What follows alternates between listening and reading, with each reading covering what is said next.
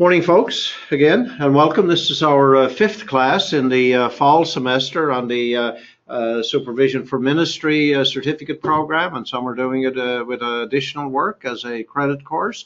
5 sessions fall semester, 5 sessions in the winter semester. We'll chat about that a little bit before we wrap up today, the plan for the winter. But so far, we've looked a bit at the notion of supervision and related themes, and I had Canon Gerald Westcott along to do spend some time on spiritual development, and today I'm back on the theme of pastoral practice as it relates to supervision. So glad that we've been moving through it, and I will be distributing, as we do for all of our courses, an evaluation form. We actually use SurveyMonkey for that now, and I ask your feedback because it's the way that we make the adjustments to make sure that anything we're doing is the right fit with what's needed. For the opening of our session today, I thought I'd use a prayer, a slide, a reflection maybe is the word for it, from Karl Rahner. Many of you have heard of Karl Rahner, a great theologian, systematic theologian, who wrote so much in so many ways. He was German, wrote in very complicated lingo in the area of systematic theology for the most part, but he wrote on many other things as well. He was a great associate of some of the other major theologians after the Second Vatican Council, when some of them were excommunicated because of differences in their expressions of theology than others. Rahner said the only reason why he was never excommunicated is because the people in the Vatican didn't understand what he was writing. And I think he could have said the same thing about pretty well most students who ever read his stuff. But in other ways, he was a deeply spiritual man, and very humble from what people tell me. I once met a man who visited the Jesuit house in Germany where he was living, and he went there with the sole purpose of meeting Rahner. And when he went to the rectory and rang the doorbell, one of the Jesuits came to the door. It was on Saturday afternoon. He had a bucket and a rag in his hand. He was scrubbing floors and he's doing the washrooms. And anyway, he went in because he was kind of delighted to be there, and this fellow was showing him to the meeting room, and anyway, he said to him, "I'm here to see Reverend Dr. Karl Rahner." He said, "Oh, that's me." So he was on his knees in many regards, both scrubbing toilets and praying, and in many ways, sometimes too, pleading for mercy from authorities.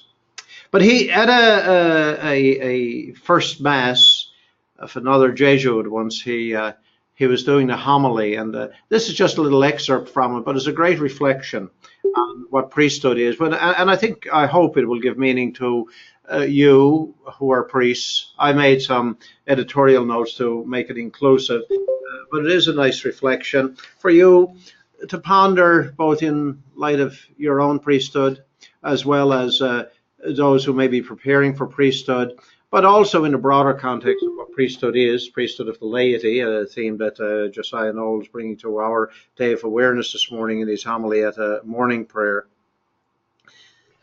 But in a part of that homily that he was giving, he said, "My friends," the section is often called the priest, but he says, "My friends, accept us as we are. The priest is not an angel sent from heaven.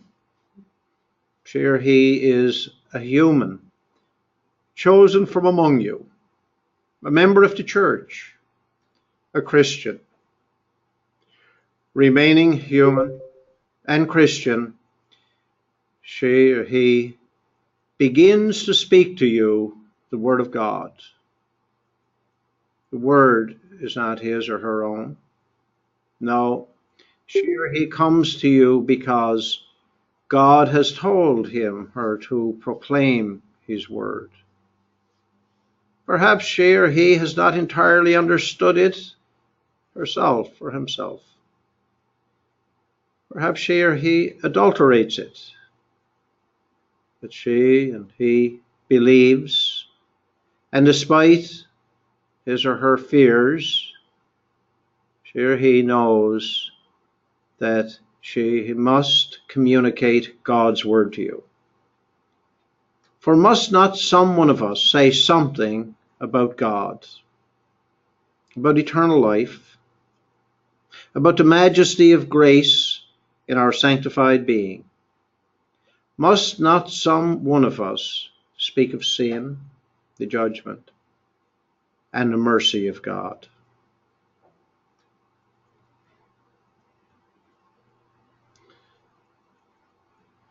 I particularly like that first little bit where he says, the priest is not an angel sent from heaven. He goes on and he talks of the. Now I'm here in the room this morning with Nancy and Jolene and Amanda, and they are protesting that. But I think it speaks deeply, and I agree with the protest. I agree with. But it is it's a nice reflection, and I hope it's a bit of a yardstick for us to kind of ponder as we look at the whole notion of supervision and those matters as well. So I'm just going to take myself back. You're probably frightened when you see all those slides, but they're not all going to take as much time as you might think they will. So welcome again. We're hard at it. Some of you will be viewing this as a recording, and that's fine. I sent yesterday, last week, when Gerald Westcott did his session, didn't record it, so I got him to do a compressed version. I did that once myself, so I won't be as hard on Gerald about it. And he's not here. If he was here, I'd razz him, and I wouldn't admit to that. I did the same thing a few weeks ago myself.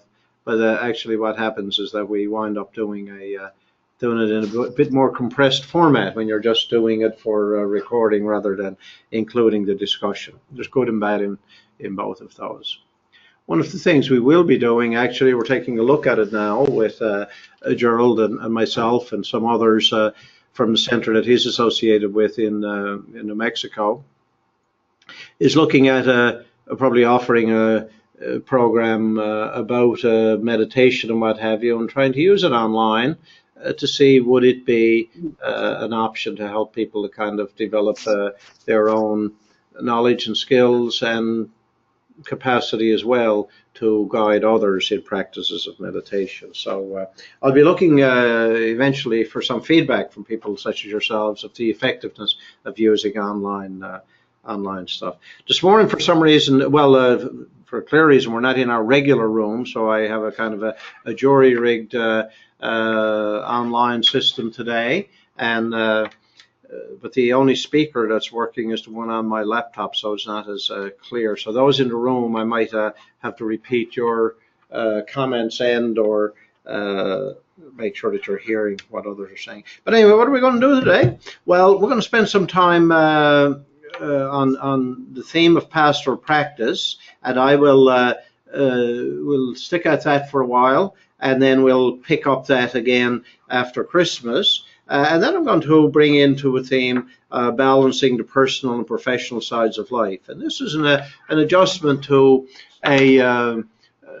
some material that I've put together over the years and constantly revising it and what have you. And I hope it's a right fit with you as we wrap up this semester and also as we move into Advent and anticipate the new year as well. It's in some ways an opportunity to examine what we do and how we do what we do. So anyway, on with the show. Anyone having problems hearing? And that's always a peculiar question to ask, because if you are, you're not going to be able to answer me, are you? But anyway, I presume most of you are hearing. But any comment on anything else on the practicalities of it before we move on? One thing that I need to do here is move back the projector so the people in the room can probably see a bit clearer.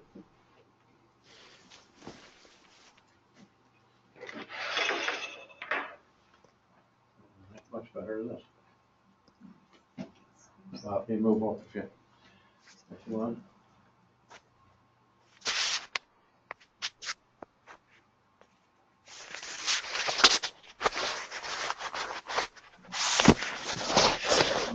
if you need to. Okay, Glenn. And I did send you a PowerPoint anyway a day or so ago, and some of you, I'd say, some of you have them printed now. So I just put here a bit of a description of pastoral practice. Pastoral practice refers to how an idea is applied or used when giving spiritual care or guidance. That usually occurs in pastoral ministry and pastoral care when leading somebody closer to God, either in spiritual formation, teaching, counseling, or in liturgy. So that's kind of what we're talking about in pastoral practice. And many times when you have someone in your own area who is in a formation program, much of what a pastor would be doing is helping the person and guiding them in the development of their pastoral practices and putting their skills and knowledge into pastoral practice. And so that's what we're talking a bit about today. We look at a few aspects of that. One is, what are the things that would be part of the components or facets of pastoral practice, we might say, on the one hand. And the second thing that we look at is, how do you gauge it? How do you measure it? Pretty well every person in every congregation would, without being explicit about it, but would consider themselves quite competent to adjudicate and evaluate pastoral practice, because they come to a kind of an opinion and a consensus of whether someone is good at it or not so good at it, or whether they like them or whether they don't, or whatever the case might be. But if you were to ask people, on what basis do you make that assessment, they would probably have a job to tell you. And whether or not it's a fair and good way to do it would be, of course, an entirely different matter. But what we want to do, of course, in college and in examining it this way, is make sure that we're a bit more conscientious in sorting out what is pastoral practice to begin with.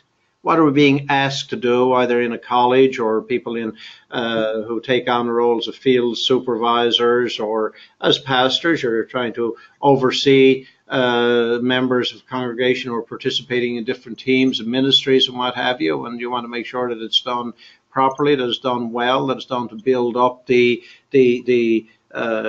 community and to the enhanced well-being, we might say, of those who will receive the pastoral care and pastoral ministries. And so what are the yardsticks by which we would gauge them and make sure that it isn't just about being popular, we might say. So we're going to look at a couple of aspects of that. One is, what are the pastoral roles, and the other are competencies. So this is a slide that lays out, the word pastoral, of course, comes from the notion of shepherding, a strong theme in the Judeo-Christian tradition. The notion of the shepherd and the symbols of the shepherd carried by the bishop, particularly the crozier, with its being the staff and the crook to drive on, we might say, lead forward, as well as to rescue the one who runs off, gets pulled back into the fold and what have you by the crook being put round her neck. And the leading by example, which is an important and powerful part of shepherding and pastoring and ministry. I grew up in a small community myself, and we didn't have very much online entertainment at that. Well, online meant on a hand line or on a trawl line or a trouting line, but the notion of internet wasn't there then. But one of the things we would do for fun for ourselves, every family had sheep and cows and so on in those days. But one of the things we would do for fun was sometimes we'd have to bring the sheep down from one meadow to the other. They'd have the grass pretty well grazed off in the top meadow, so we'd be sent up to bring the sheep down to the lower meadow. And one of the fun things we would do, call it that, but it was an interesting observation, was you'd be leading sheep to the gap, And the way we'd have the gaps made for moving the cattle and sheep back and forth was the longers were shoved into brackets, you know, and you just pull them out and then close it off again, put your fence back in place. So there'd be probably 5 longers across the gap, and we'd take out the top 4 and leave the bottom one there. So the bottom one was about a foot or 15 inches off the ground. So the sheep would come along, my brother would be on either up front and I'd be behind, or the other way. But after the first sheep of probably 25 or 30 would come along and jump over the rail, we would pull out the rail, and the other sheep, when they would come, they would jump also, because the first one did. I've often thought of that as being, you know, an interesting aspect of ministry and shepherding and guiding and leading by example, that sometimes people do things for a practical reason at an age and stage in life, and it becomes the way to do it, so that those who follow wind up imitating it, not because it has a purpose or makes sense, but simply because it was done before them. And that, of course, is something that's interesting to observe and to comb out and make sure that we don't make those incidental things as important as the critical things. And part of it is as we move into new generations in church and in community and society, part of it is to be able to make that distinction. Where are the places that we have good reason to jump and where are the places we might be jumping only because those before us jumped when it had a practical purpose. Why am I including that now? I don't know. It came to mind, and so I thought I would share it. But at the same time, as an illustration of that, when you're leading, what you do can easily become imitated. And when you're leading in ministry, in a congregation, and when you're leading as a supervisor, there again as well, sometimes you will do things because you're leading the way on it, and you might observe that others will come behind you and do the same thing, but they didn't actually know and understand why you made the leap you did at the time, or what have you. So some of the typical facets of shepherding listed there. I'll just ask you to take a few moments if anyone has any comment on either of these, or to add to it if you would. Add to it. That the shepherding role, the pastoring role, is about healing and guiding and informing and confronting, and sustaining and reconciling, gathering. What are other words that might come to mind that would be applicable from the image, the notion of shepherd, pastor, and that would be applicable to today's ministries? There are probably words in the scriptures and undertakings that are typically part of ministering today that I don't have listed. So I'd like to hear comments or thoughts or ideas or insights about any particular one of these facets that anyone would want to comment on. This is Gloria. I would say shepherding would be setting an example. Giving example. Great, thank you, indeed. So important. This is David, and I'm thinking that a word like illuminating might be useful. To an extent, it takes in informing, but I think it goes a little bit beyond that, sort of shining a light in a dark corner. Yeah. Yeah. Listening. Thanks, David. Speak up, Nancy. So you can catch you on the mic here. Listening. Listening. Yeah. Yeah. I would add 2 words: caring and defending. Caring and defending. Beautiful. Bill Strong here. I would suggest that presence is an important part of the pastoral shepherding. Presence, or attending is a word sometimes people use for it. Presence is a powerful word. Has many meanings. Yeah. Anything else? That's Dave again. Another word I would use is reinforcing. Reinforcing. Yeah. Affirming. Affirming, yep. word that comes to my mind actually as listening to your comments is discerning. One of the most significant ministries today for people in pastoral ministry is helping others to discern and helping themselves to discern what is how do we need to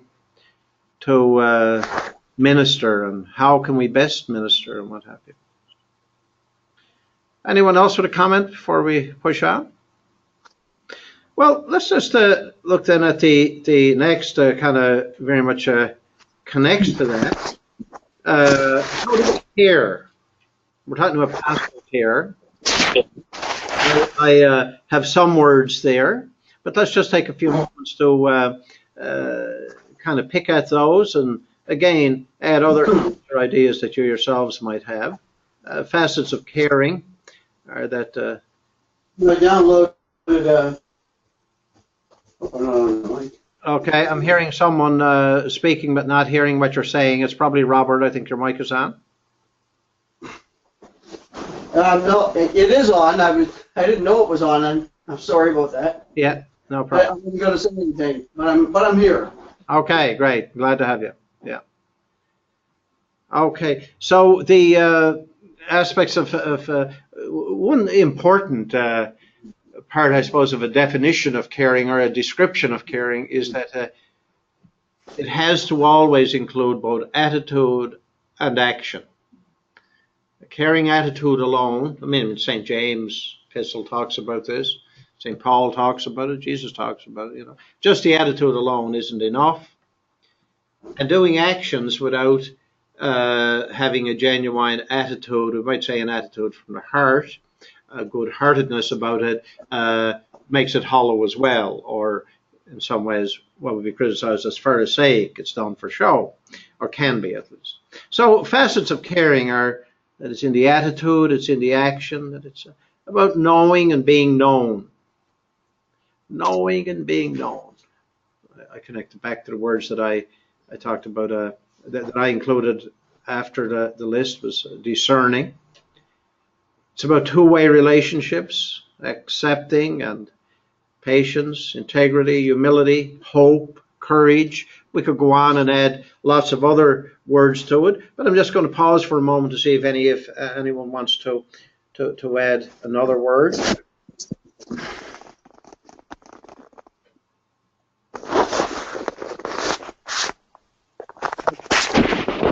Getting some feedback from someone with mic on. Okay, Robert. Yeah. Okay. So you got yours turned off now.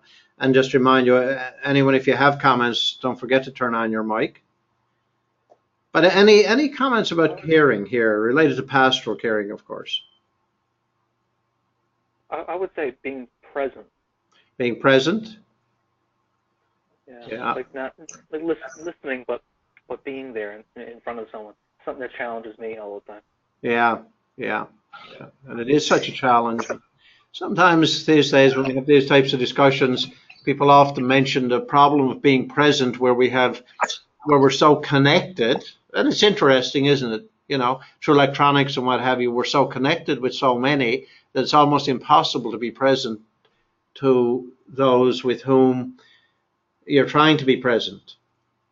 The example that we all can't help but use, of course, when you go to a restaurant or what have you, and you know the people have made a time and arrangement to get together to go for a meal, but there's probably 4 at the table and 2 or 3 or maybe all 4 of them are online. And it's interesting. Just it's different. I find it hard. Yes, Yeah. Go strong here. I just think it's one of the things that in caring we have to understand the boundaries of caring. Boundaries are both for the self and for the person, you know, for the supervisor and the supervisee, right? Yeah, so true, Bill. Remember the old line I got some guidance out of in life is there's a hair's breadth between concern and interference. Mm-hmm. It's about boundaries, isn't it? And there is. There's times that, you know, and we've probably all experienced that there's something going on in your life or what have you, and someone is there offering support and what have you, but you know when what you're feeling from the person, regardless of their intention, is a feeling of being supported, or that they're actually kind of pushing the boundary, back to Bill's word, to the point that they're actually interfering with your freedom to probably not only make decisions, but also to interpret things in your own life as, whatever feeling comes about from them. Interesting. Paulette, I know you were going to make a comment. I saw your mic on, and so speak up. Yes, so I was just going to add to, I can't remember who said it, but about being present, because I think without that, the rest of them wouldn't make any difference. And like you said about our technology and everything, it's really difficult to be present to people or to have people be present to you these days. So I think we really need to concentrate on that. And I think the work that Girl Westcott is doing makes us aware of being present to ourselves. And I think that's the first step. And I think it's very, very important step. Oh, so true. So true. Thanks, Paulette. Anyone else with a comment? Well, what I'm bringing up here, folks, now is the word wall that we put together in the first class. Remember that when we're talking about supervision and what have you? And we brought forward some words and just pasted them there on that slide. That comes to mind when we're talking about supervision and ministry. I'll just give you a few moments to have a glimpse at it and think back on how those words relate or are synonymous with some of the words that we used in the last two slides and in the discussions on them.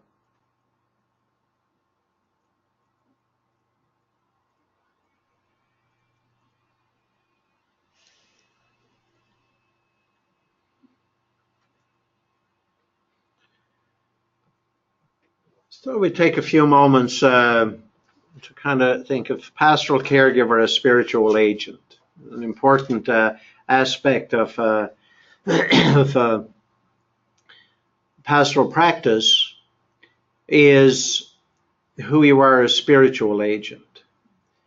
Body and bones, flesh and blood, but yet we take on a mission, a ministry,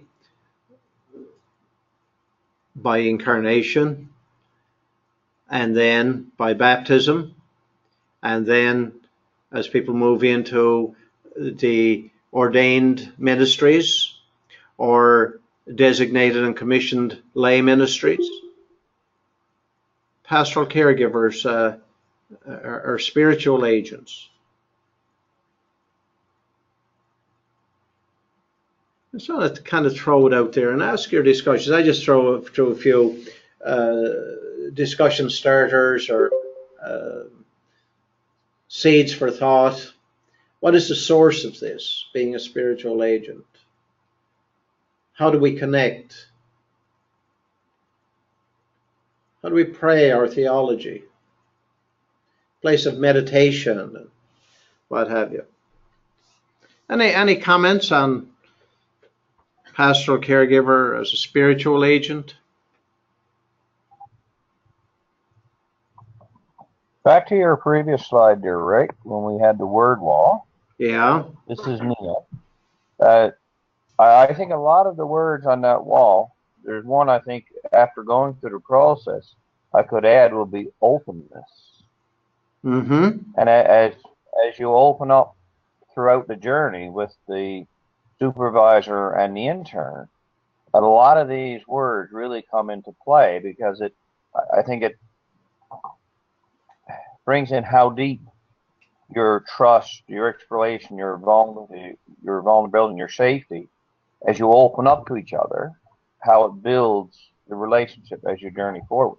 Mm-hmm. That would be a word I could add to that wall easy.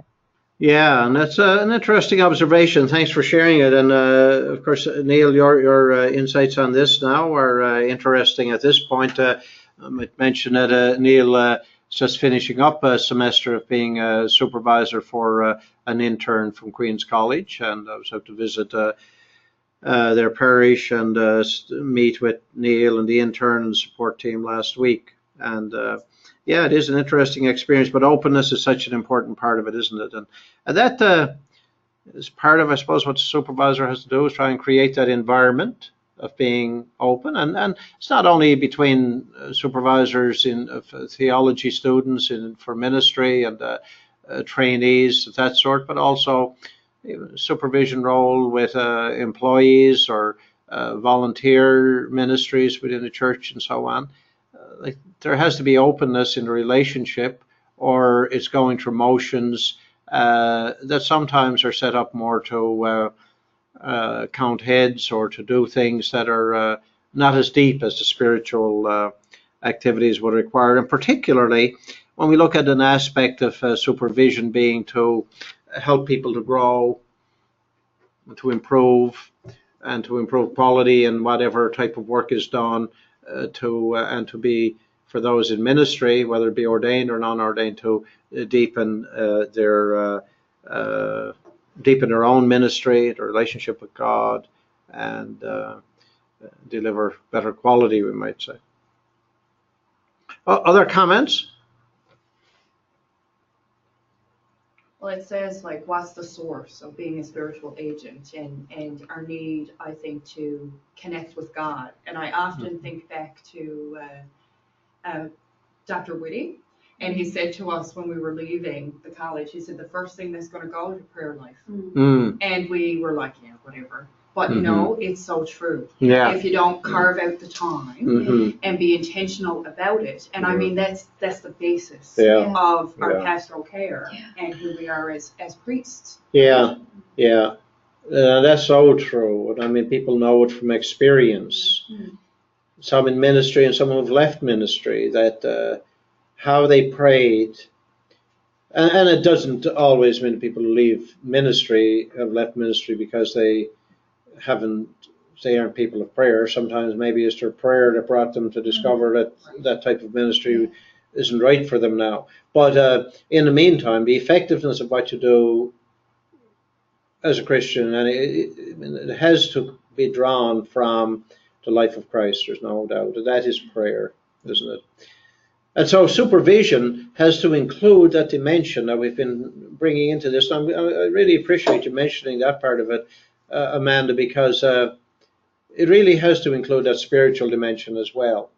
And, some type of spiritual guidance and spiritual leadership, because when you leave the seminary or theological college or whatever has brought one to a point where they are now transitioning into, a life of ministry, a profession and a career that is going to be as busy as ministry is, there will be many things change, not only in the fact of your schedule being busy or in finding the time to pray, but I mean, that aspect of it there, and I'm glad you brought us back to it, about praying our theology. I mean, our understanding of church, our understanding of God's mercy, our understanding of baptismal covenant and commitment and marriage relationships and all that kind of, it changes because of the experience of pastoral ministry.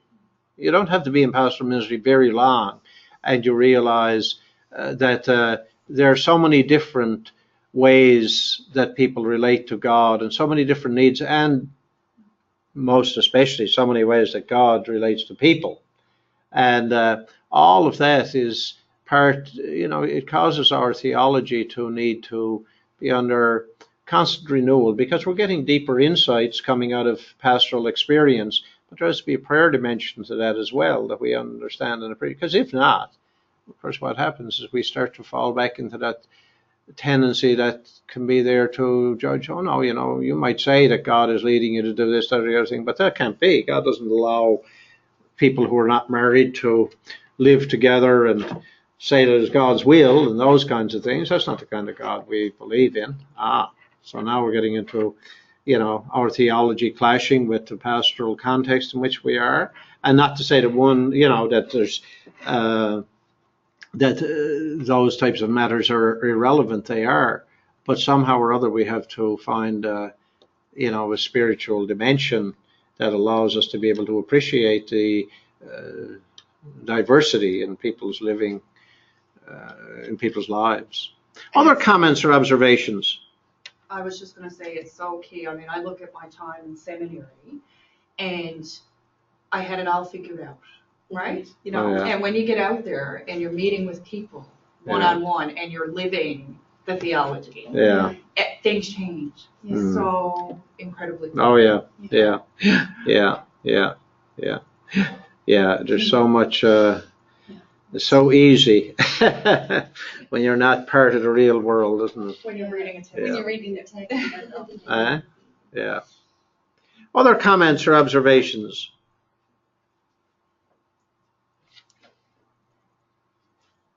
Okay, let's push on a little bit further.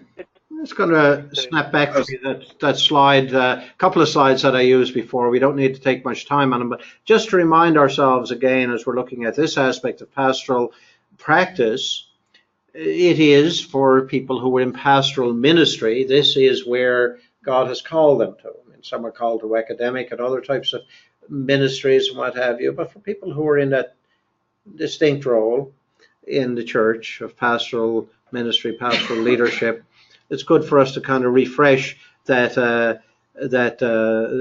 description that the Whiteheads gave us, and then remind us on the next slide of Mother Teresa's comment on vocations.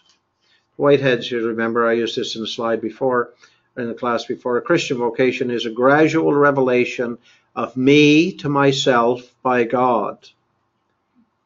This God reveals us gradually to ourselves.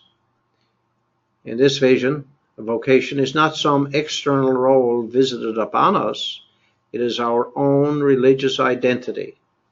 It is who we are trying to happen. Your comments a few moments ago, Amanda, validates for me the keenness of their observation, because it's exactly what you're describing, isn't it? You know, your own religious identity shifts big time when you move from seminary into pastoral ministry. And I think most people who've been in ministry for some time would look back and even recognize that if I were in the same situation now after 15 years as I was in after 2 years, I would probably approach that much differently as well. And of course, a big part of it is that culture changes as well. What people would expect from you 15 years ago would, for the most part, be a bit different, if not very substantially different than what they would expect now. Because all of those people are working through their vocations as well. What is God calling them to? Other comments? Yeah, this is Andrew. Andrew, yeah? I think, I'm not sure if the truth changes about what Scripture talks about, but I think I've come to realize that my idea of grace changes. And so when I'm in seminary, obviously the truth doesn't change of what God has for us in Scripture. But when we live it out, we realize that grace is a lot bigger in reality than what we probably first imagined in seminary. So I think it's a journey of understanding and accepting grace in those around us as well as in ourselves. And I think that's what kind of morphs more than what is true or what is right. Yeah, thank you so much, Andrew. Yeah, I think I'm just after discovering why my external speaker is not working. I'm just going to see if I can get that to work there. I think it was plugged into the wrong. Make it easier for those who are in the room, because others can't hear your, didn't hear your comments that time, I'm sure. Okay. Here's somebody to give a try on. Okay, I think we got it now. Any other? I'm sorry. Any other comment from anyone online? It's Bill Strong here. I'm just saying what the major changes that one has to be aware of the reliance between the individual and the divine. That's the major difference I found from leaving seminary to being in the field, as it were, or being in a parish, very often a lament is with clergy is that you're out to sink or swim, and but you have to bear in mind that our seminary training is, we're supposed to leave with enough practice, discipline, and spiritual connectedness that will carry us through those lean times. And because there are people who would define ministry as testing ourselves, testing our boundaries, testing our patience, testing our faith as part of the everyday aspect of ministry. And I think we have to acknowledge and accept that and be prepared to go back to the well, as it were, to refresh, right? Thanks for that, Bill. Thanks so much. And part of that relates to that point of needing someone as a soulmate or friend, and many have that in their own circle of family and friends and what have you. But I think there's also a benefit as well to having someone that kind of journeys with you as a spiritual guide that's more arm's length than the types of supports that one would normally get in family and what have you. But so true. And one of the things that's coming to my mind today when I hear the comments from people and seeing the distinction, like I, over the past 2 weeks, just finished up last night doing my visits to parishes where we have interns, and many of them are former Queen's College graduates. And up until now, we have been having people do supervision without opportunity to do very much training to be supervisors. And they all say, and I've been supervising the internship program or coordinating it for about 3 years, but people would most times say that, well, they will do it the way that it was done when they were students, if they were in a supervision. And that's good. Most time it works pretty good, but still a lot changes. And so it's good to be able to make those adjustments as well. And most do, certainly. But we're really glad to be having this type of opportunity for people to kind of look at supervision, through kind of a structured program. Mother Teresa, of course, has a knack for reminding us what it's all about. And just to say it again, if anyone wants to comment, by all means, please do. She says, many people mistake our work for our vocation. Our vocation is the love of Jesus. That's powerful, isn't it? When all else is said and done, that's the yardstick. That's the yardstick. It's the love of Jesus, just knowing that Jesus loves us, knowing that we can somehow or other, regardless of how much we know or how little we know, be a conduit of that into the lives of others. And every other way that the love of Jesus can be relevant.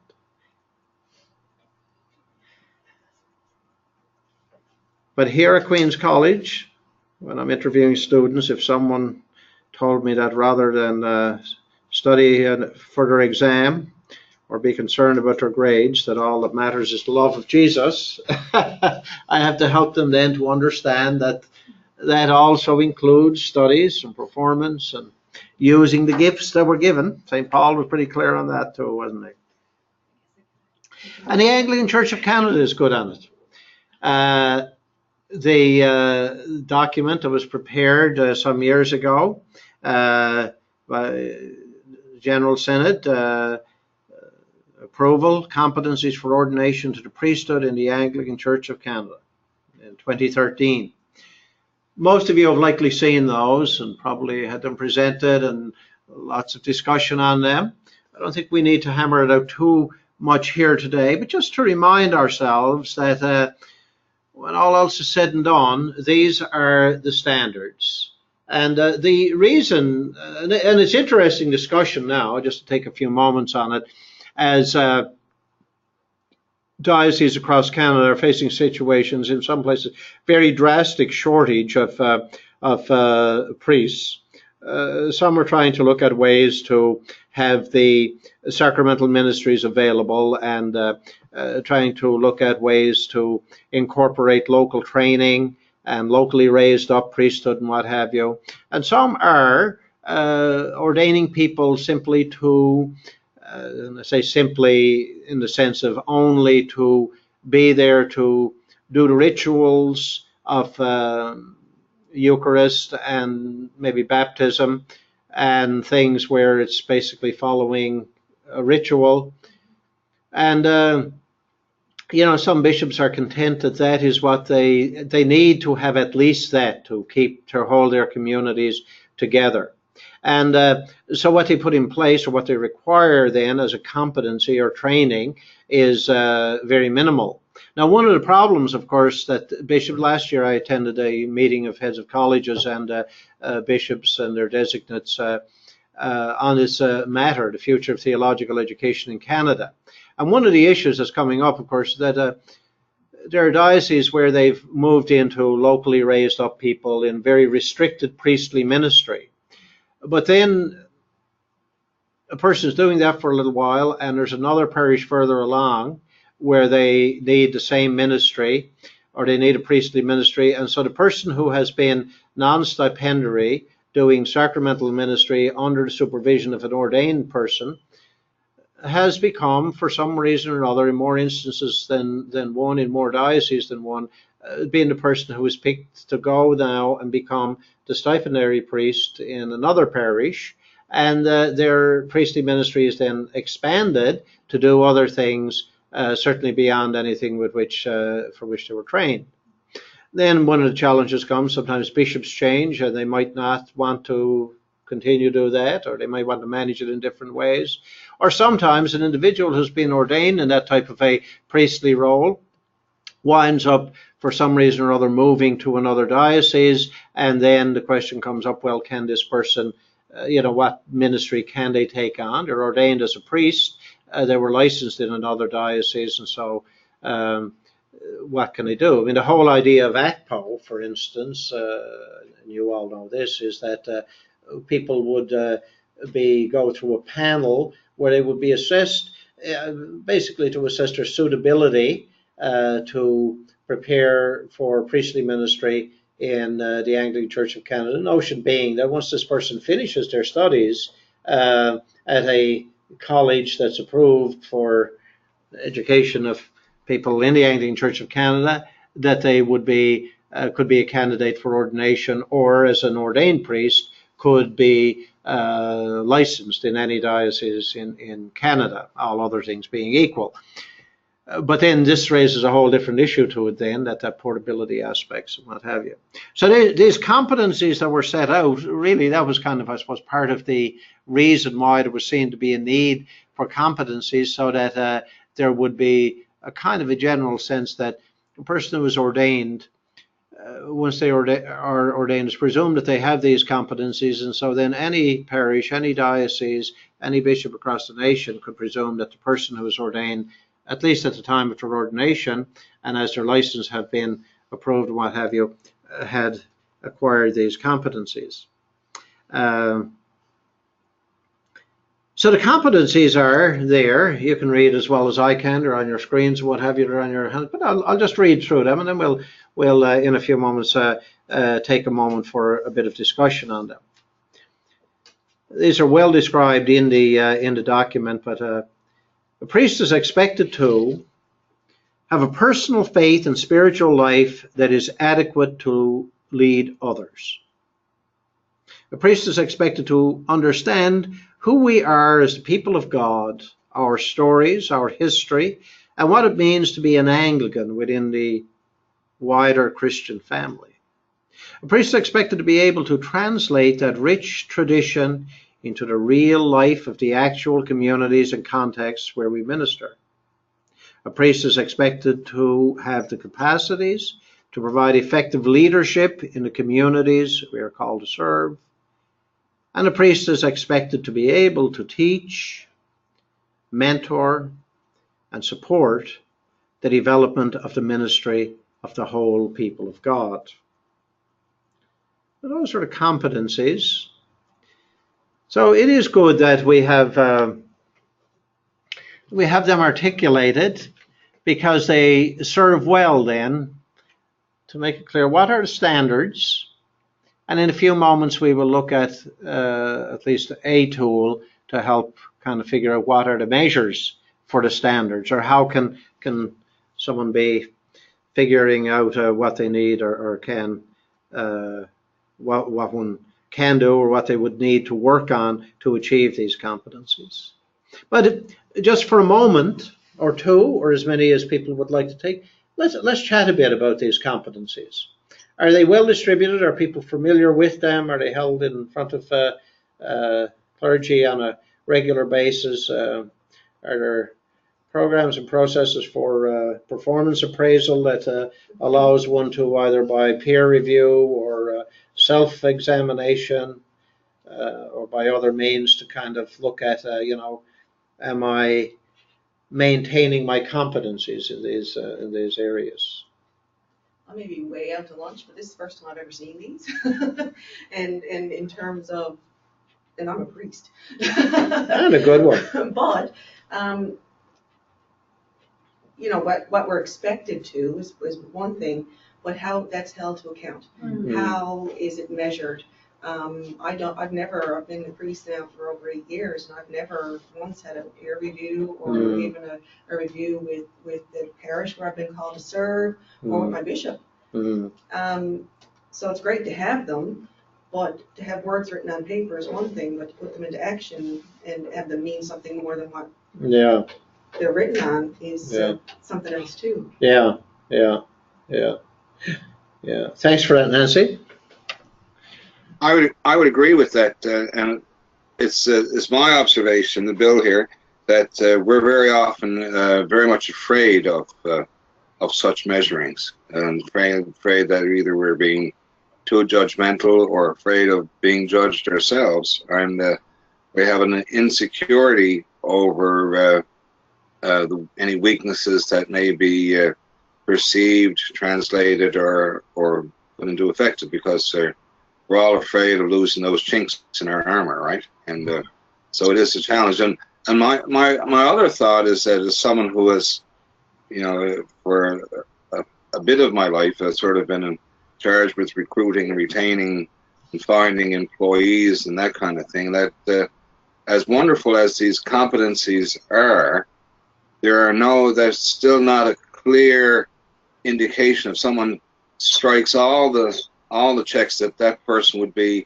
an effective person in the actual practice of what a priest does. And there's always there's risk attached to every appointment, I would think. Oh, indeed, you're right.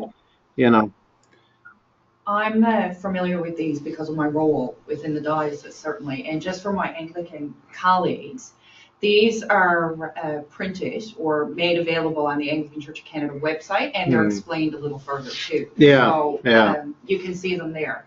Yeah.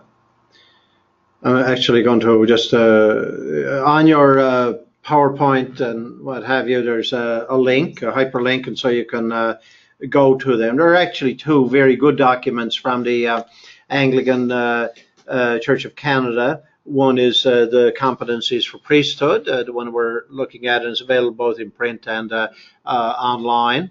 And the other one that's available is the what's called the Iona report, which is for deacons. And that's a very powerful document, very helpful today, where particularly for permanent deacons or vocational deacons, because it gives a good layout where these training programs are not as established and traditional as for the typical preparation for priesthood. So those are two great resources there. And there's another one that's probably not as familiar, but quite a good document. It's actually, you can see it being the big resource in the preparation for the competencies document in the Anglican Church of Canada. And that's the one on the website for Anglican Communion, grids they call it, I'll see if that link will come open. If it does, we'll have a quick peep at it. Yeah. So here it is. And let's see if I can get at a. So this has a lot of really good information on it, and it lays out for various levels of ministry. Great resource. Grids, obviously, matrix of how different ministries, bishops, priests and transitional deacons, vocational deacons, licensed lay ministers, and lay people. It lays out kind of areas of competency and what have you. So quite good, worth having a look at. Let's pop open the one here though for the PDF for priests, and again you see a lot of good information there. Interesting for people who might need to be doing some work on those types of matters in courses or in other types of roles that you might have in your diocese or for your own edification. And so you see how the grids are laid out. There are a thematic areas such as vocation determined, and then it goes across the top at what are some of the aspects to be considered as one progresses and moves on in life.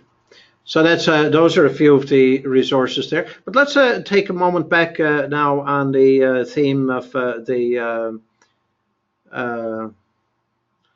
Let's hope that I didn't lose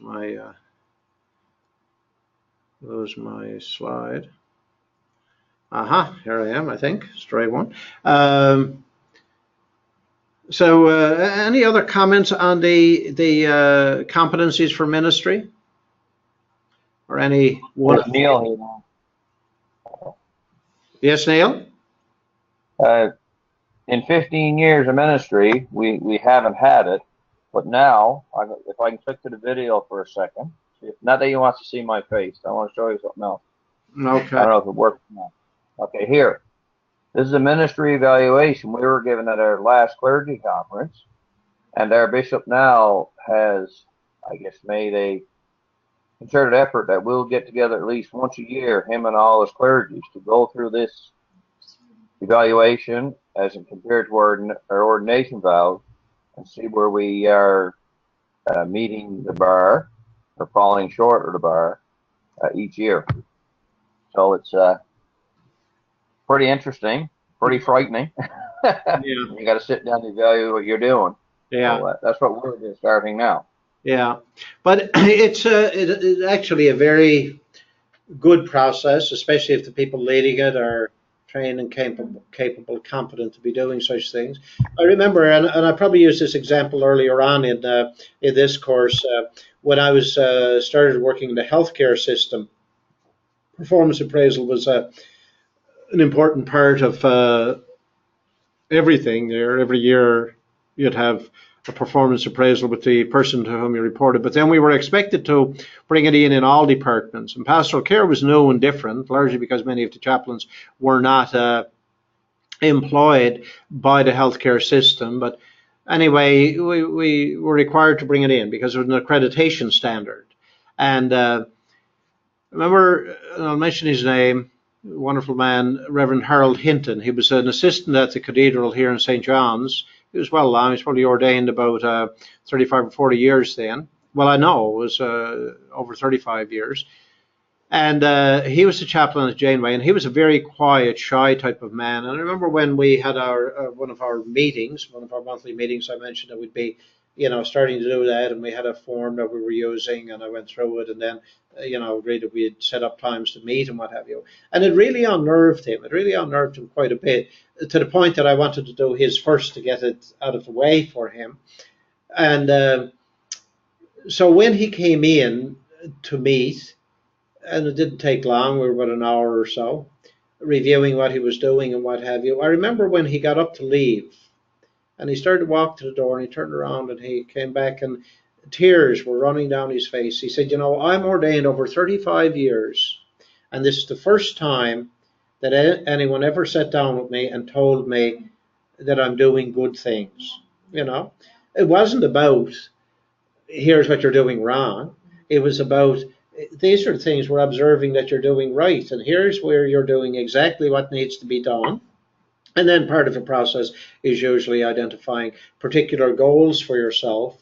If there are things that you feel that you need to know more about, or things, through the process you discovered. I've been avoiding doing that because I hate working with whatever. We had a chaplain one time at the Janeway, and he told me he hated working with sick children. I said, what are you doing here? He said, well, to be honest with you, the bishop is after putting me in every role that he has in the diocese, and I'm no good at any of it. And he told me that at least if I come here, there's a performance appraisal system, and you'll deal with me. And so he was quite candid.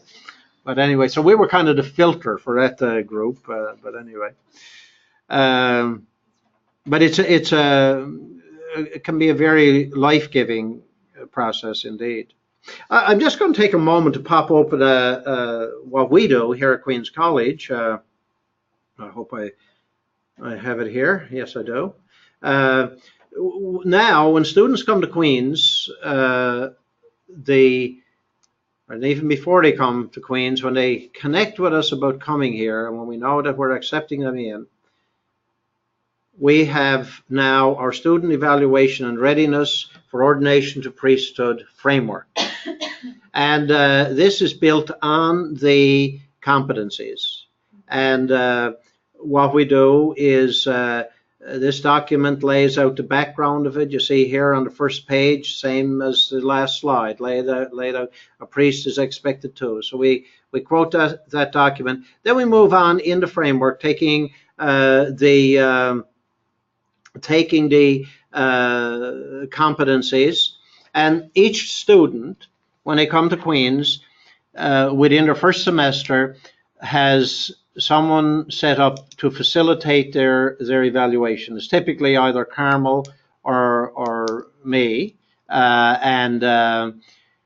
so at least once every semester, sometimes twice, and for some individuals even more than that, we will sit down and we will work on each of the competencies, or at least the ones that need prompt attention right now. So all of our students are working on building their evaluation, setting their goals from the first semester, so that then when it comes time for them to leave, it's not to sit down and write up an evaluation that's based on what we can recollect, or a faculty meeting sitting down and reviewing the person.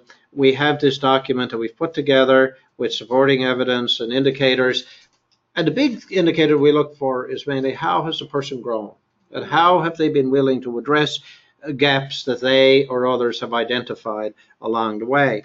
And I'll just scroll it along a little bit further and let you see. For instance, the first one here, the competency is on your personal and spiritual formation. And so this is the framework, or the grid that we have established on it, that we would insert into it the particular things that the student would want to establish.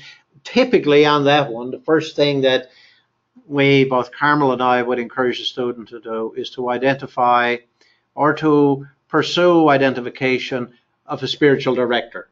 We want our students right from the get-go to have somebody with whom they're going to be working as a spiritual director. So then they would identify other things as well, maybe to learn to pray with scripture or practice silence or whatever the case might be. And then in it, we identify the considerations, the kinds of things, some of the things at least, that will be taken into consideration in that competency of personal and spiritual formation. And we mention down here then at the bottom of it some resources that can be available.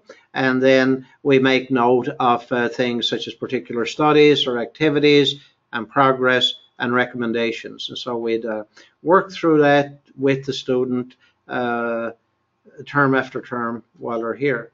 And we do the same then for each of the competencies.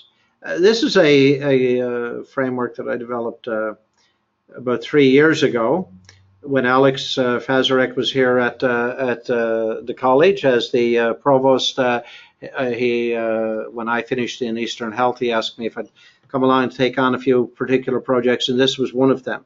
And it worked out pretty good, actually. The Anglican Church of Canada, the office, what's it called, for ministry, and you know the one. Eileen Scully is a director there. They've taken this, and some of the other colleges now use this evaluation framework as well, because at least it is built on something that is established and agreed upon as being important for all priests. And the second thing about it is that it is set up to be put in place from the get-go. So on the tail end of it, then both the evaluator, the facilitator, and the student themselves would write up their notes, and there's a log there of the times when people meet and who's involved in the evaluation and those kinds of things as well. And then we have a letter when we send a report to the sponsoring bishop. So that's the one that we use.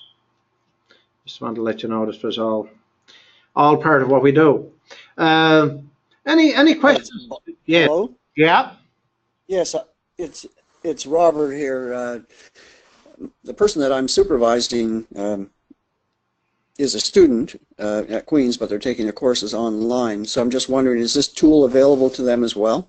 Well, okay, that's a good question, because what I refer to as those who were, in full time, sponsored by the bishop for ministry. It certainly is available to anyone who wants to take it and use it. But we're not set up. When somebody's doing courses from us, it's different than being registered in the college as a student sponsored for ordination.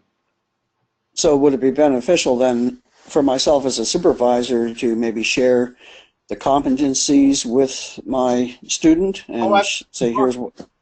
Actually, yes, both your competencies, and if that framework can be of any benefit to you or anyone else in the diocese that kind of oversees people who are in formation, by all means, I'll send it along to you, Robert, and fill your boots with it. Okay. Yeah. Thank you. I mean, back to your question, do I think would be a benefit? Naturally, I certainly do.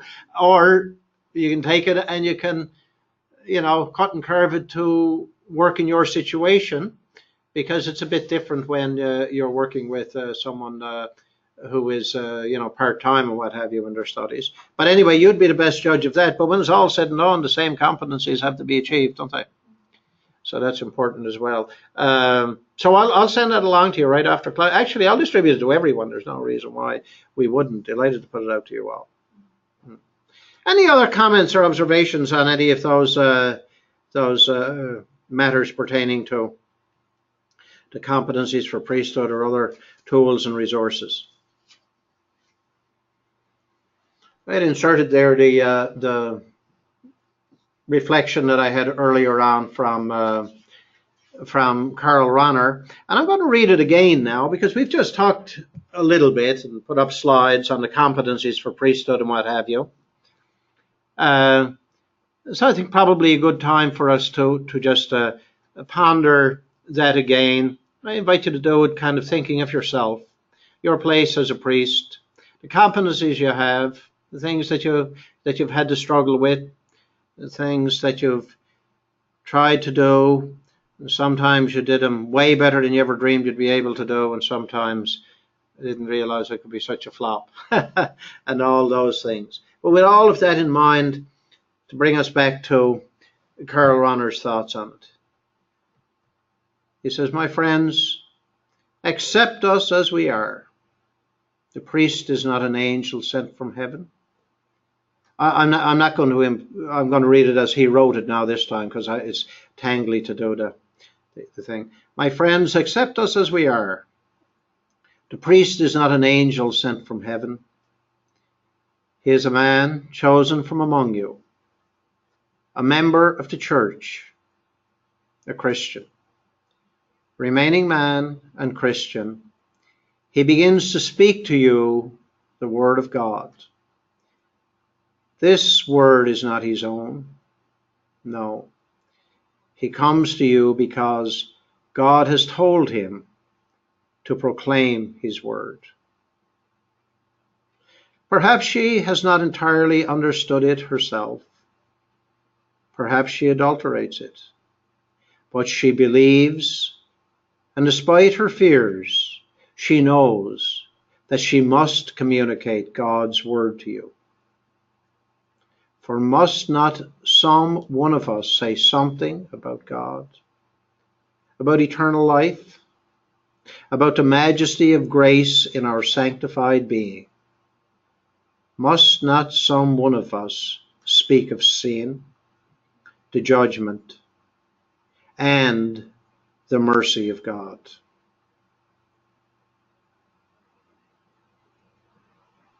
Maybe a few moments just to ponder that.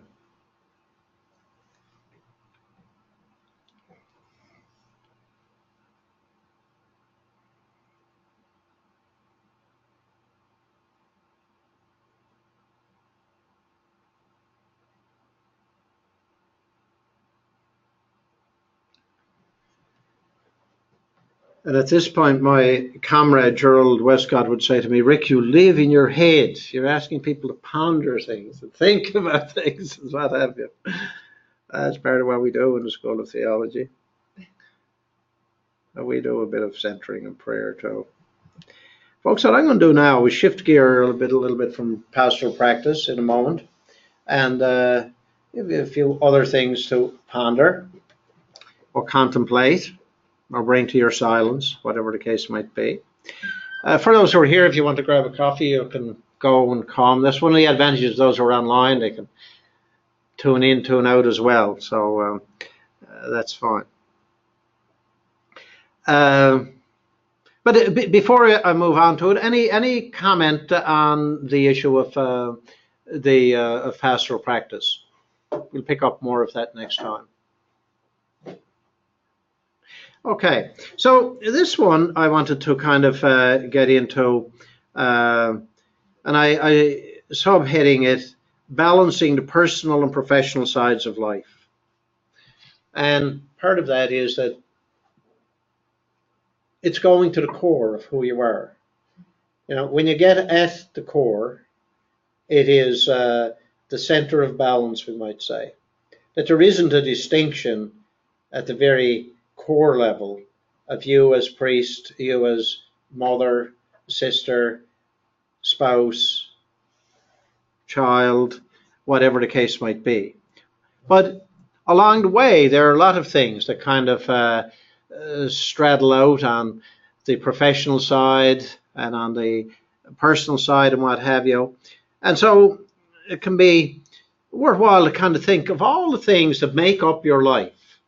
A simple way that I suggest that we image this is to imagine you're out for a walk in the woods, you're thinking about yourself, your life and what have you, and you come upon a little shack, a little cabin. And it represents your life there in the middle of the woods. And it's a nice, quiet, calm day, and you go up to the cabin and you discover there are 4 windows, one in each wall. And that cabin represents your life, and you're going to look into the cabin. You're going to look into it through each of the windows. And you're going to see inside the cabin, you're going to see inside of it things that are your life. The things that you have to kind of hold together. They are inside the walls of that little cabin in the woods. So you look through one wall and you see the attachments at home and beyond. All of the things that you're connected to. They're all there on a word wall, or they're all there in some kind of token that represents them. And so you have all of the things that you're connected to and tied up with through work.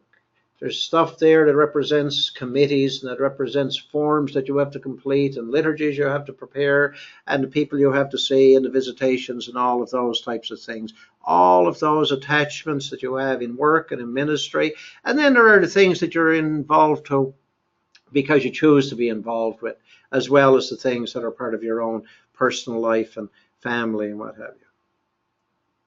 And you move around to the next wall and you look in and you see the attachments through other involvements of choice and circumstance. Above and beyond all the things that you have to be part of because of your roles and responsibilities, there are also other things. Your mother is aging and she's unwell. You have an illness or a child does, and there's all those connections and things that are about your health and other people's health. And you have children in school, and you have things to do to keep you connected to the school as a parent and as a person in the community. And there are clubs and organizations in the community that ask you to be involved, or to be their chaplain, or to be their secretary or referee, or whatever it is that they need and want you to do. And you have all of those involvements. Some are there by choice. You choose to be part of it, and usually it grows into something more than you thought you were getting into. And some of them are there by circumstance, because of who you're related to, or their status of their health, or whatever the case might be. And you move around to another wall and you look in and you see all of those things that are in there, but the lens that you're looking at now, the pane that you're looking through, shows all of those things kind of sorted for the most part in two major categories. Whether they are positive and good in your life, giving you some sense of joy, fulfillment, satisfaction, peace, or do they seem to you, as you're looking at them, to be a burden, we might say, a drain, a challenge, or whatever type of word we would use for why we've thrown them into the bundle of negative things that are in our lives. And then you come to the last one and you look in, and you look into it kind of almost through the lens that the Serenity Prayer would give you. I'm looking in and I've seen now all the things that are part of my life, attachments and what have you, choice and circumstance, positive and negative, and now I'm looking at them as the things that I deal with and the things I don't deal with. The things that I deal with and the things that I haven't dealt with. And those are the things that are out there kind of as the outriggers. You see the long liners here in our coast, and they're in and out, and they have the outriggers on them to try and give them more stability when they're out in the old rough North Atlantic. And in many ways, that's what we're trying to do quite often, is to try and figure out, how do I keep all of this in a balance? Because so many need me to hold it together for their sake as well as my own. So what I'm going to sketch out for you in the next little bit is a few quick thoughts on those kinds of things. One of the things that I'll throw to you is that an important launching point for looking at a balance in our lives is courage. And I'll just use a couple of descriptions, we might say, in related matters. One comes from the old movie, The Prince's Diary. I won't go into a big, long rigmarole about it, but it was a story about a child who was to inherit the throne, and she didn't want to do it. Anyway, she was ready to run away when she found a letter that her father had written her before he died. And he didn't tell her whether she should or shouldn't become the queen, but he knew she was in this conflicted situation, and he addressed it. He said, "Courage is not absence of fear. Courage is believing in something that is more important than that which is feared." Mary Ann Radmacher described it beautiful. She said, "Courage does not always roar. Sometimes courage is the quiet voice at the end of the day saying, 'I'll try again tomorrow.'" And values are so important too. Being able to have courage to do the right things. You know, if we took that first description alone and say that it's believing in something that's more important than that which is feared, you know, well, that would justify the courage of suicide bombers. But we have to have values too, don't we, to harness what we believe and to make sure, as the last bullet says, that we get that right balance between doing the right things and doing things right. And so often we see and we experience, I suppose we would all remember as well, circumstances where you know, yeah, I think I did the right thing, but I wish I had to do it the right way because in doing the right thing, I seem to cause myself or others more hurt and harm than I ever intended. Like these images of balance for several reasons. One, because I love to sail, and this is my sailboat. The calm picture is a nice picture of balance. The only problem is that's not what you have a sailboat for, to hang on the anchor and take pictures of it. The other one is me coming across the bay, bit of wind on, the rail in the water. That's balance too, and I want to remind you of that. We need to remind ourselves that balance is not about things being static or no pressure, no stress, no strain. Balance is more about being able to manage those things. Balance is being able to adjust and to set things so that we can handle the inevitable stresses and pressures that come with us trying to get where we want to go. I'll use a poem that deals with that and sailing in the very end of this short presentation. So what I want to take a few moments on, I'm going to race through them really fast, are what I would describe as 4 pillars that we would think of and need to think of to kind of give stability or balance for the platform of our lives. And the first one is self-care. First way to care for others is to care for yourself.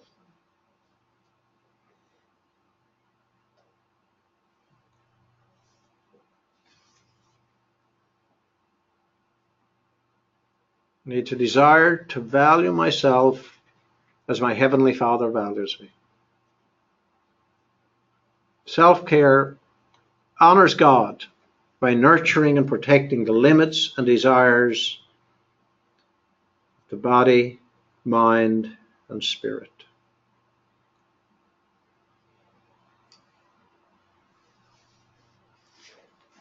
If we believe that the first way to care for others is to care for ourselves, I'm going to ask you to take a moment just to ponder it.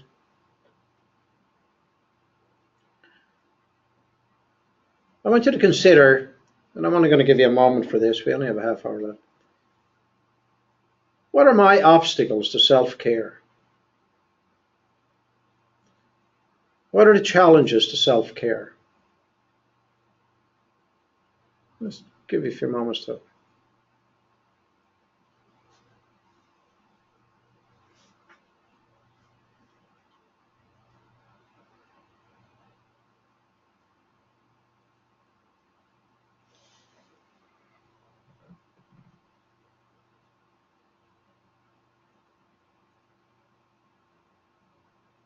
Bill here. I think my challenges is when I become insecure, and to acknowledge my insecurity. That's when I get when I get defensive. That's when I'm really in need of self-attention. Yeah, that's a pretty common experience, Bill. Thanks for sharing that and putting it in words for us. Others? Robert here. I think for me, I've always thought of self-care is not being selfish. It's not selfish. It's and you've helped me with that here, to value yourselves. And I'm just finding as I look around and notice my colleagues, I can see, we're supposed to have a couple days off a week. It used to be 1 years ago, but very seldom will people take 2, and even taking 1. And a lot of things might play into that, whether it's some people feel that they're indispensable, or maybe there's a guilt factor there. But I've learned in the years that I've been at this, there's a time to draw back, a time to retreat, and if you don't do that, then you can be in for some trouble, because you overextend yourself, and before you know it, there's no balance at all. And so I think that's key, and I don't have a problem taking time for myself, because I'm important too. So anyways, thank you.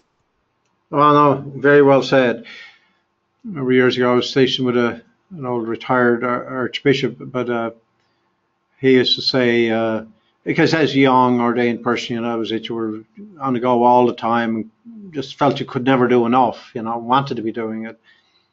He used to say, you try to be all to all, you'll wind up being nothing to no one.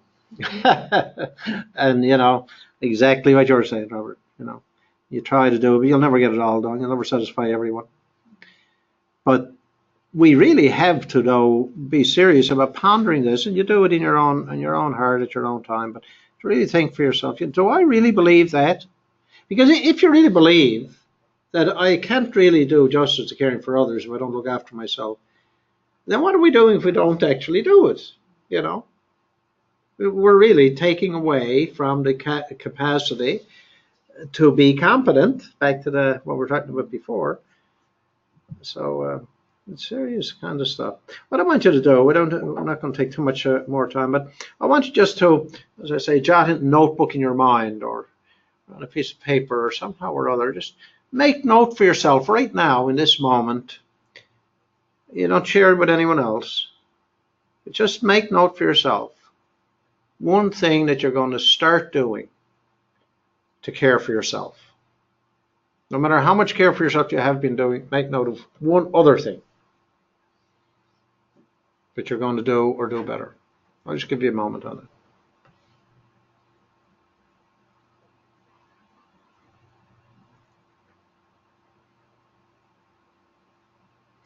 My father used to have an old saying, I don't know where he got it. I think he was in the Royal Navy, so he'd have these gems of wisdom he'd throw out. But he used to say to us, and I think it kind of showed his own understanding of the importance of self-care. Mind you, there were 12 in the family, and Mom and Dad didn't get much time for self-care, I assure you. But he said, two most important things you'll buy for yourself are good shoes and a good bed. When you're not in one, you're in the other. And I think the important thing there is to say, not only will you buy yourself shoes and a bed, but get a good shoes and a good bed. Because we know, on a practical level, if you have the misery of not having comfortable shoes on, at least anytime I wear my wife's high heels, I find it very difficult to attend to other things. But, or if you don't get good rest. So a little gem there that kind of practically relates it to us.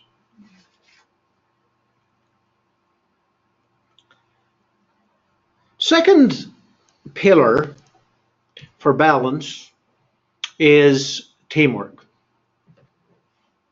Teamwork. And that's so true for people who are in ministry.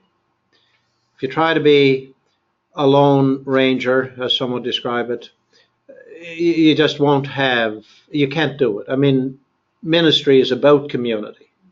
It's from the community, it's for the community, and it's by the community.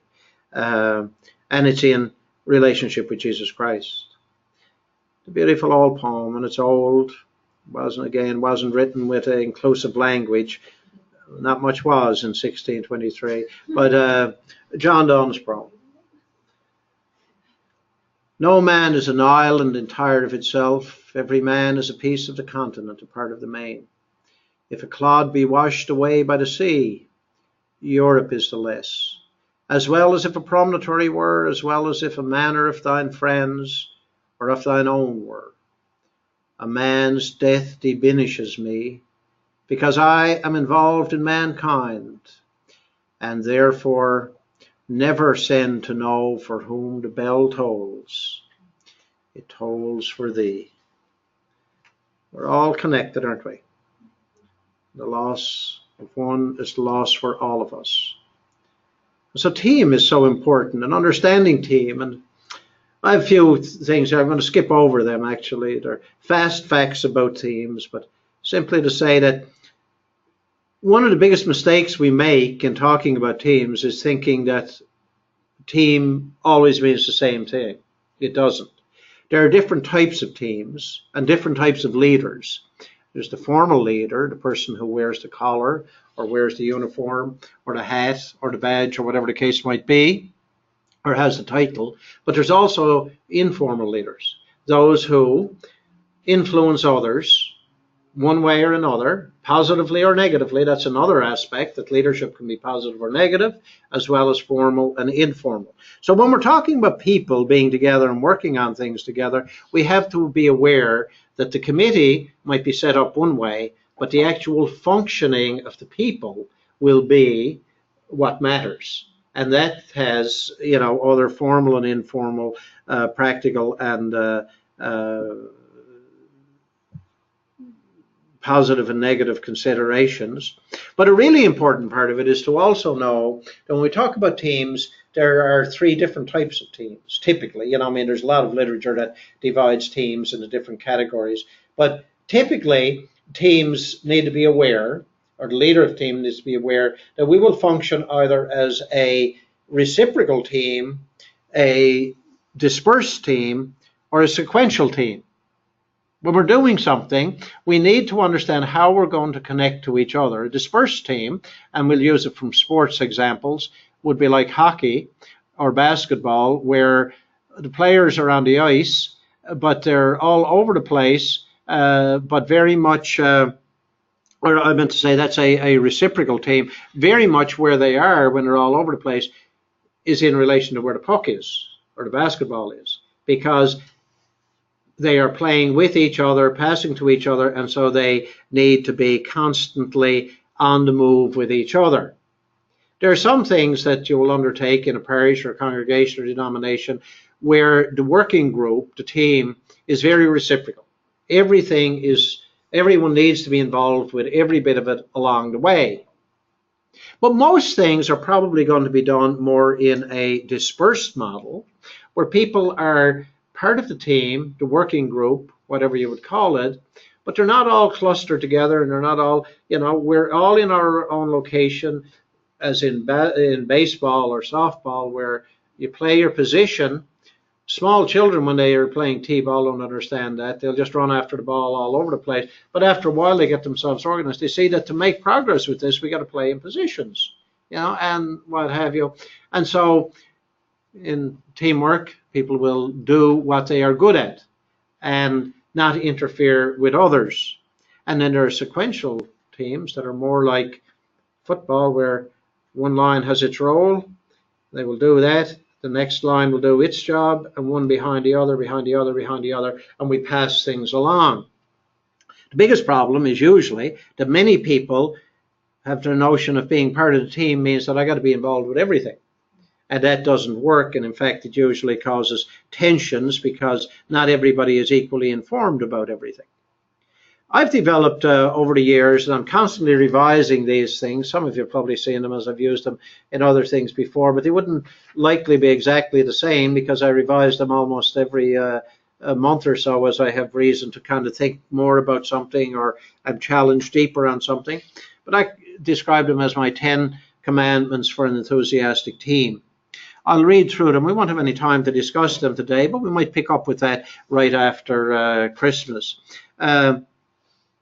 Many say this applies as much to my home and family life as it does to my work areas. Well, my 10 commandments, and I call them mine to separate them from Moses,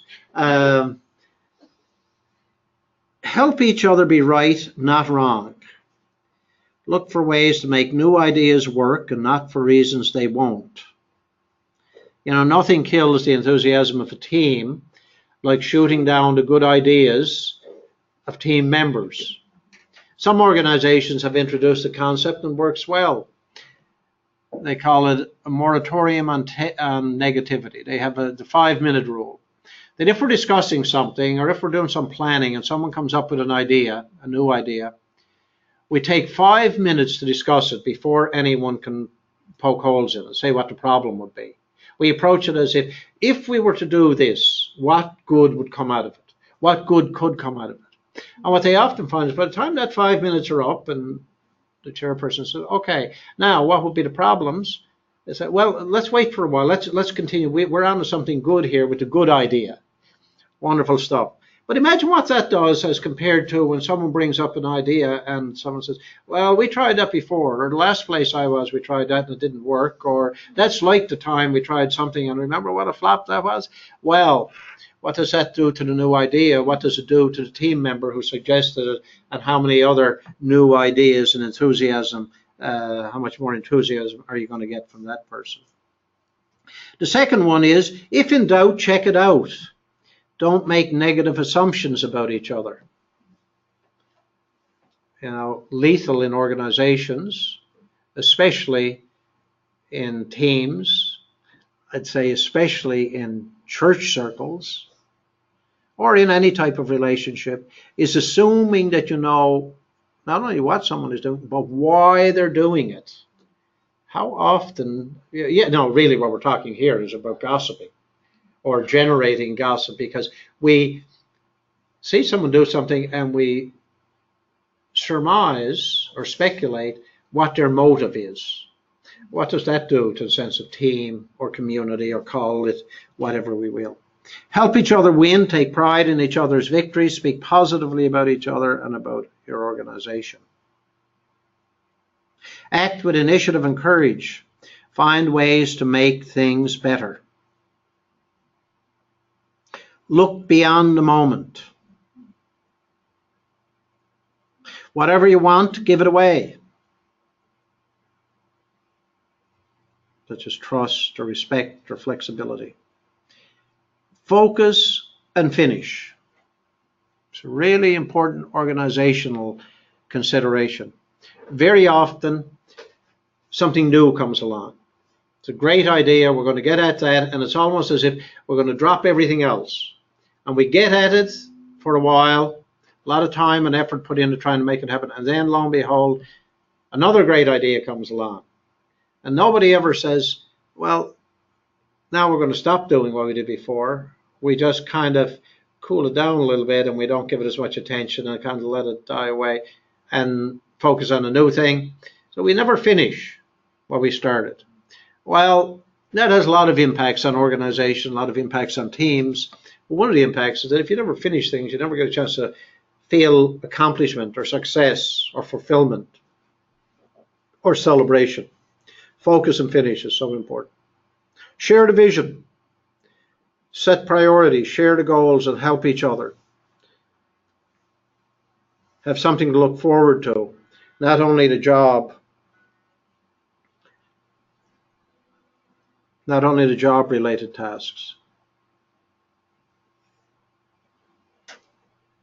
Communicate information, not instructions.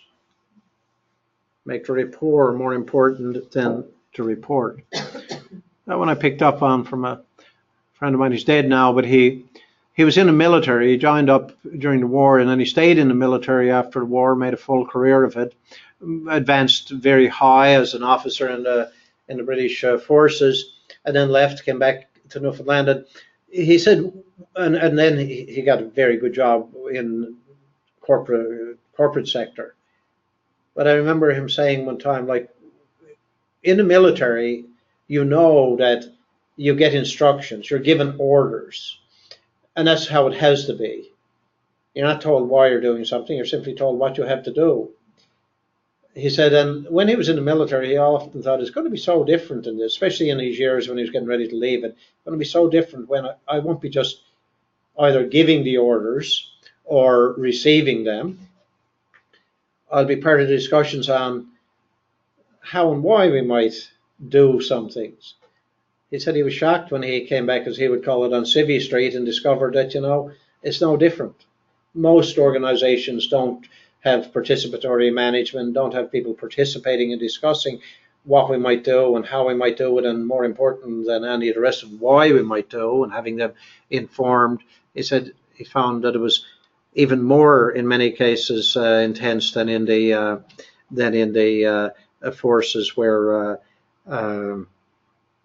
you were given instructions, and for obvious good reason, not given much information about it. And the last one is share your character with the team. Lead by example. That word character brings us back to a quote I used before. I don't need to hammer it out. Sow a thought, reap an action. Sow an action, reap a habit. Sow a habit, reap a character. Sow a character, you reap a destiny.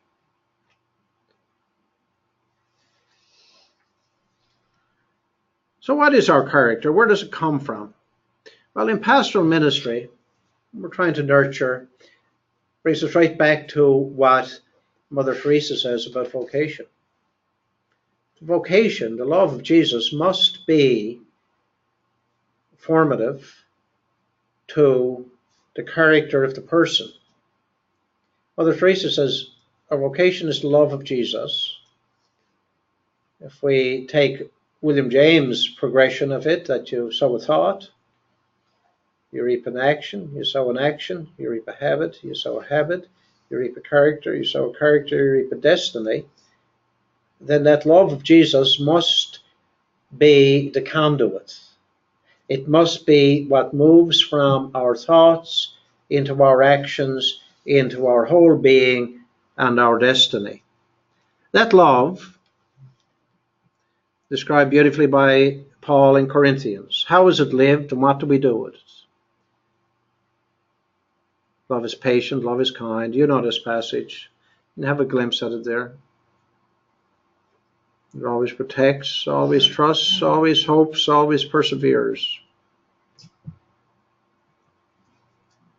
Of course, we can look at it again and look at it in light of the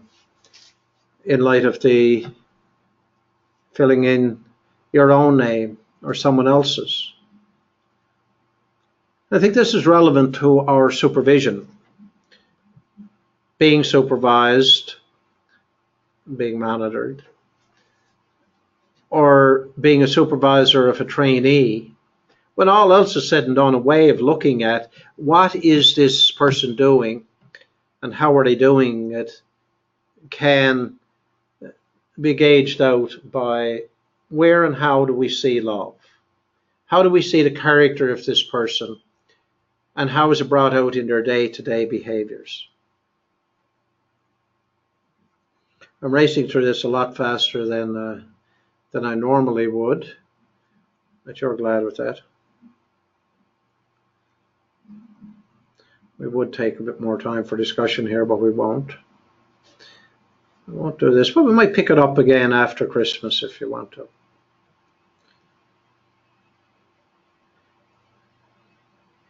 The next pillar that I'd go to after self-care and teamwork is friendship.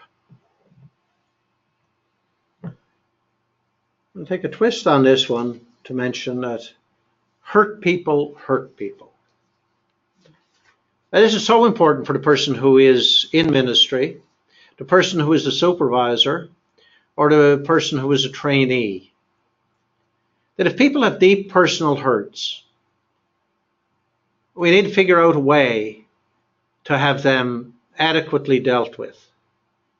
Because when a person is going into pastoral ministry, they're in a role in a place where they can very easily deeply hurt others. And I suppose the schoolyard bully is a classical example, but we hear about it in workplaces and in other situations as well. And we hear in ministry not only the things of sexual abuse, but we hear, unfortunately, many instances that are described as spiritual abuse. And what is the rootedness of that bullying in school or in workplaces or the many types of abuse that take place? The root of it quite often can be traced to the hurt that someone carries in their own life and a way of trying to validate or justify themselves or compensate or somehow or other feel that they are entitled to something above and beyond what would be fair and just to others. That hurt people hurt people.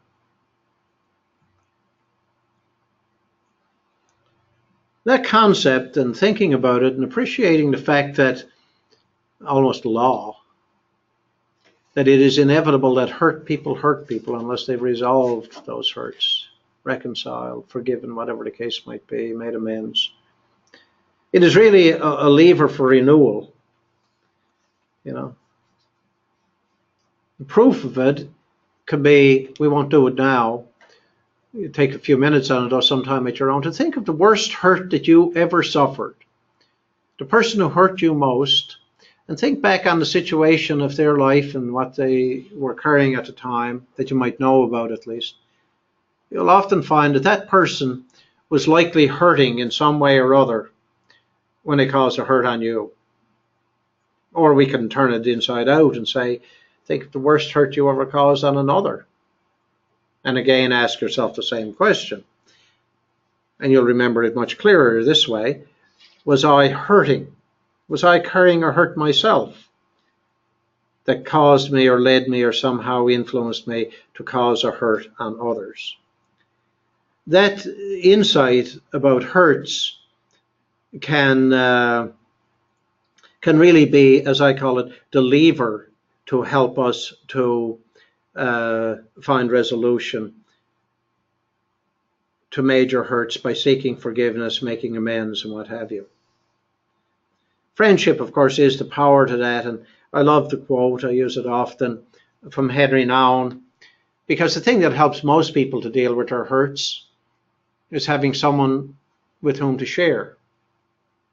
This brings us back to the role and place of things we talked about in first class, about having a spiritual guide or a counselor or other types of people who can be resources to us in times of formation or in times of renewal in our lives.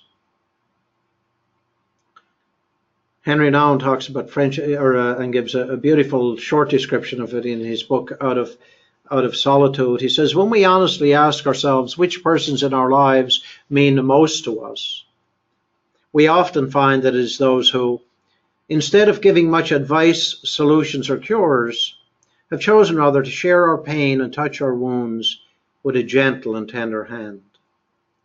The friend who can be silent with us in a moment of confusion, who can stay with us in an hour of grief and bereavement, who can tolerate not knowing, not curing, not healing, and face with us the reality of our powerlessness. That is the friend who cares. So many of the things we put up on our word board and we included today in our discussion of shepherding, pastoring, caring, and what have you, are reflected in this as well. The real clout of that type of listening, that type of friendship, comes out of the fact that when I tell my story to you, I'm telling it to myself. You know, a first rule in counseling is that the only way we can get past the strong negative feeling is by focusing on it. Strong negative feelings such as regrets, shame, guilt, anger, resentment, we can have them within us, and they sit there like a tea bag in a mug of boiling water. They just steep out and get stronger and stronger and more acidic as time goes on. And that's the way these deep, strong negative feelings are, unless we focus on them, unless we bring them out. And one of the most effective, one of the easiest ways to bring it out is in narrative, is in telling our story. And we don't have to sit down. In fact, it's better not to sit down and talk about philosophically or psychologically the concept of anger, the concept of resentment, or what have you. It's far better to tell the story in why I feel anger, or when I feel anger, or with whom I feel anger, or those types of things. And that's where this type of friendship comes in, because it's being able to bring it out with somebody that you can trust to hear your story, not to judge, not to condemn, not to say you shouldn't think or feel that way or what have you, but simply to listen to it as you tell it, and likely tell it again and tell it again until the hurt is resolved. So that is a powerful consideration, very relevant to your role as a supervisor, to be able to spot that. Sometimes you will notice a person that you're supervising, just as people who have supervised us in our turn would notice our way of doing things. And there might be an awkwardness to it, or a sense of embarrassment to it, or a sense of aggression to it, or a sense of avoidance to it. Where is it coming from? It's an activity there. You'll be able to do that on your own if and when you wish to. And the last one is to have fun, along with self-care, teamwork, friendship. It is about fun. Live the joy of the gospel. We become what we do. And if there is something that Christians, people in pastoral ministry, supervisors and trainees need to be aware of, is the joy of the gospel. If we don't find joy in the mercy of God, the incarnation, the power and presence of Christ in our lives and the lives of others, then what's it all about? And to do this, and I'll skip through this fairly fast, we're pretty well on the end of the hour, we can think about times that we had fun doing things in practical ways, such as the risks that we might have taken doing one thing and another, from learning to skate or swim to going on a trip that you weren't sure about, but it was the only place you could afford to go, and it was the best trip of your life. You take risks with those kinds of things, as in exploring new friendships at times.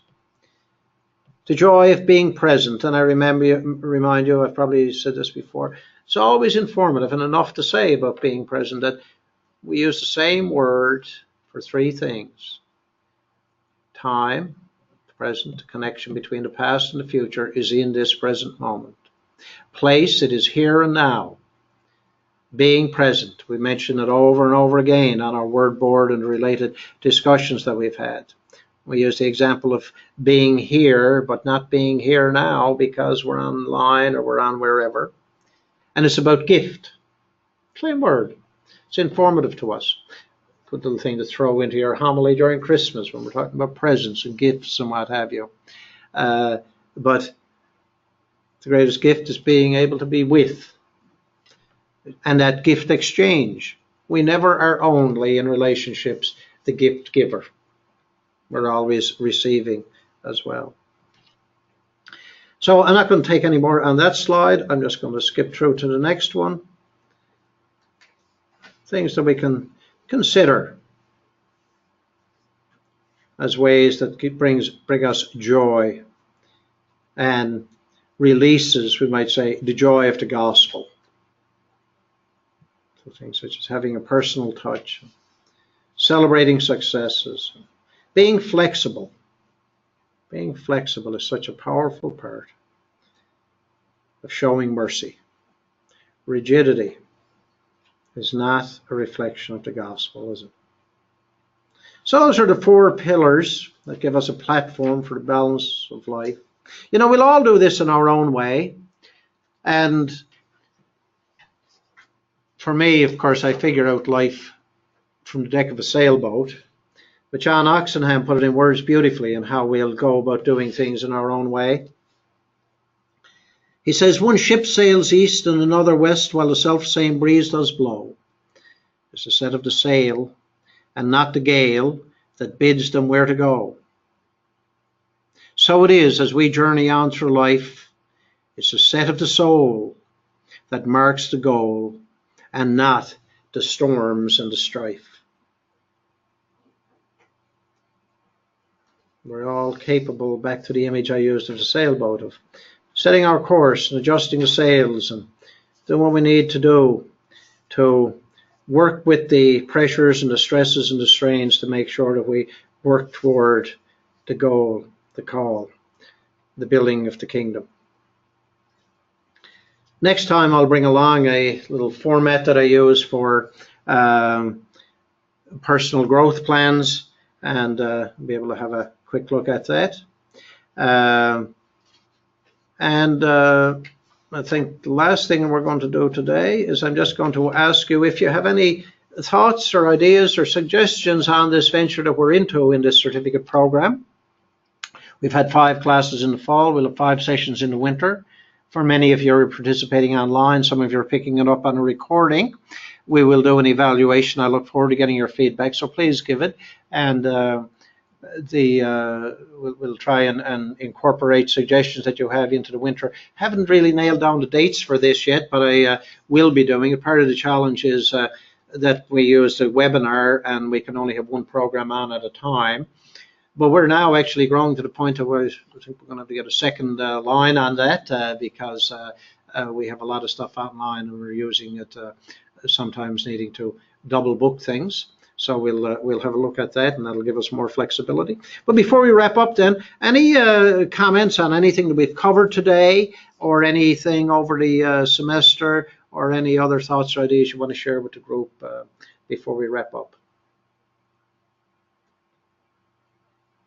And I beg your pardon for being a talking head today on the balancing the personal and professional sides of life, but I was cramming into about 45 minutes what I typically would do in a 2 or 3 hour type of workshop in a retreat setting or something. Paulette here. I'd just like to thank you. I think this course will be a value in all aspects of our ministry and in our lives as priests. So I just want to thank you for offering this course and giving us an opportunity. So I'll look forward to the winter semester. Great. Thanks, Paulette. Me too. Looking forward for the winter semester. Great. Thank you, Gloria. Thank you. Okay, gang. Then if there's nothing else from anyone else, thank you. Blessings on you for the Advent season and the Christmas season. And I'll soon have the date to you or the dates to you for the winter semester. Part of what we're going to be doing in the winter semester is a little bit of an adjustment. I want to do a bit more on action reflection models. And what that is learning how to kind of debrief with someone, particularly a student or somebody that you're trying to give supervision to, debriefing with them on, they went and made a visit with someone, or they participated in a meeting or a teaching session or did a homily or whatever. Now let's pull it apart to kind of, consider what you said or what you did and how you did it, and also where you didn't go with conversations, or what you didn't bring into your homily, or why you would have avoided particular things and what have you. It's kind of an aspect of theological reflection or a related activity. Anyway, there it is. And thank you all. Best of luck to those online. Thanks for picking it up this way. And till we meet again, I'll be missing you. Bye-bye.